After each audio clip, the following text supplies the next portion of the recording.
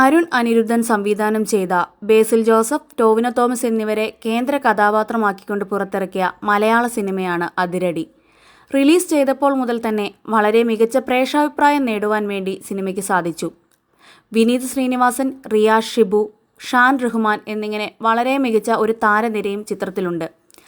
കേരളത്തിൽ നിന്നും മാത്രമായി 3 ദിവസം കൊണ്ട് സിനിമയ്ക്ക് 15.42 കോടി രൂപ കളക്ഷൻ നേടുവാൻ വേണ്ടി സാധിച്ചു. ഇന്ത്യയിൽ നിന്നും ഒട്ടാകെയായി സിനിമ 17.89 കോടി രൂപയാണ് 3 ദിവസം കൊണ്ട് നേടിയത്.